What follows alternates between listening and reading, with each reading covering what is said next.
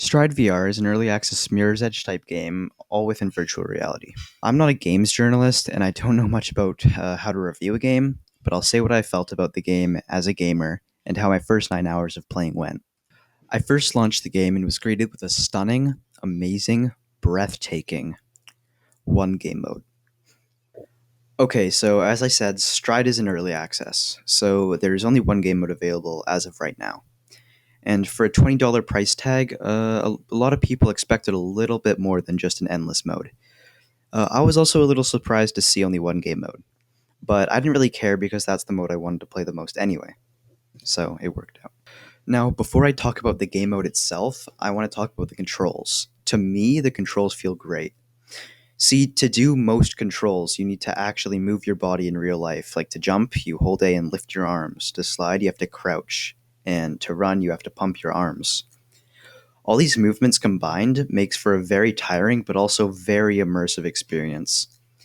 A lot of people don't like that you have to lift your arms to jump or pump your arms to run, but I personally really like it. Now onto the game modes. I mean game mode. Endless mode is fun, but is it fun enough for more than 1 hour of playtime before you get bored? Well, for some people, no, but for others, yes. For me personally, I absolutely think it's enough. I think the reason for this is because of the scoreboard here. I'm a little competitive when it comes to games, and I love getting on the scoreboard. I'm fourth in the world, and when there are players consistently coming close to you and beating my score and knocking me off the leaderboard, I want to keep playing and try top my old score. This is why I find this game so fun and why I've been able to get 9 hours worth of gameplay so far.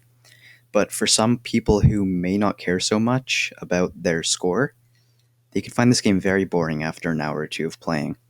Because the game's procedurally generated levels, the levels can start to feel repetitive, which is fine for me because I can learn the best route for some areas and memorize the layouts. But again, for non-competitive players, this will start to feel repetitive. Now the game's negatives. The motion controls and strides sometimes don't work. I mean, for the most part, they're flawless, but I found that sliding sometimes wouldn't work, but it would also work when I didn't want to slide, causing me to fall off a building. This is annoying when you're going for a good score, because, your round is constantly getting ended by stupid glitches. To get more points added to your score, you have to kill enemies across the map. Okay, sounds fine, but it's purely RNG, which sucks. Some rounds I'll have killed 24 enemies, giving me a huge bonus, but other times only 13 enemies will spawn, leaving me with almost no points. It's just RNG, which sucks for a competitive stance. But these are really my only complaints about the game. Again, the game is in its very first public version, and there will be fixes in the future. Again, I don't really know anything about reviewing games. I'm just a normal gamer. I'm just talking about my own experience playing the game and rating my experience out of 10. This review isn't exactly final because the game is in early access and its other game modes aren't out yet. But my current review for the game is at 7.5 out of 10. It does what it's trying to do really well, and the movement feels very immersive.